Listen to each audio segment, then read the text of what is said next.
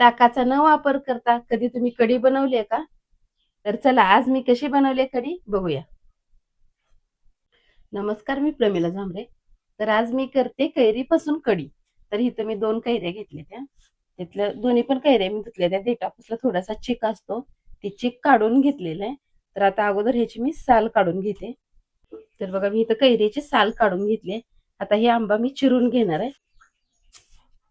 तर ह्याचे बारीक बारीक मी फोडी करून घेते. तर आता ही चिरून घेतलेली कैरी मी थोडंसं पाणी ठेवले गरम होण्यासाठी. 1 मिनिटभरच फक्त मी ही कैरी शिजवून घेणार आहे. इकडे कैरी शिजते तोपर्यंत इकडे मी फोडणी टाकते. तर थोडंसं तेल ओतून घेतले मी फोडणीसाठी.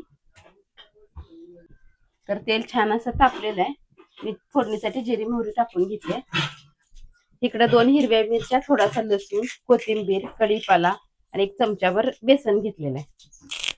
तर आता मी ह्यात कढीपाला टाकून घेते. ही घेतलेली हिरवी मिरची आणि लसूण ही पण टाकून घेतली.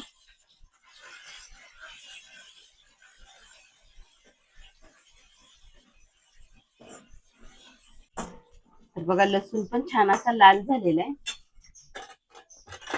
मी ह्यात टाकते थोडीशी हळद, 1 अर्धा चमचा छोटा. हळद पण तेलामध्ये छान असं मिक्स करते. तर इथं मी 1 ग्लास पाणी ओतून घेते.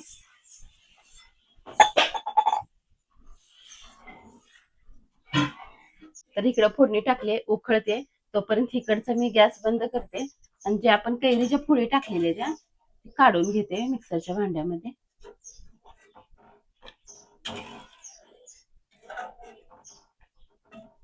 तर जी मी कैरी मिक्सरच्या भांड्यामध्ये काढून घेतलेली आहे त्याला बारीक करून घेते. तर बघा छान अशी कैरी बारीक झालेली आहे आणि इकडं पाणी पण छान असं उकळलेलं आहे. तर आता ही कैरी मी बारीक केलेली हे उकळत्या पाण्यामध्ये टाकून घेते.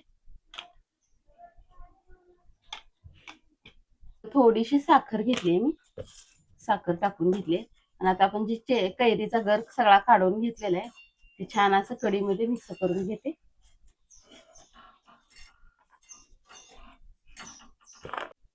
तर इथे चमच्याभर बेसन घेतलेलं मोठ्या वाटीमध्ये घेतलेलं मी. थोडंसं पाणी ओतते ह्यात आणि मिक्स करून आपल्याला टाकायचं त्याच्यामध्ये. गाठी ही होऊ देऊन लागते त्या बेसनाच्या. गाठी न होता छान असं मी बेसन मिक्स करून घेतलेलं आहे. तर इथं वर मी कढीमध्ये ओतून घेते. थोडीशी टाकते वरून कोथिंबीर.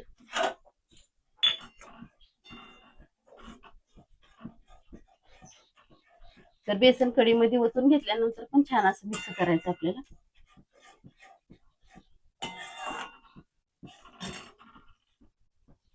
त्यात वापरते मी चवीनुसार मीठ. तर आता ह्याला जास्त वेळ नाही लागत, 1 मिनिटभर आपल्याला छान अशी कढी उकळून घ्यायची.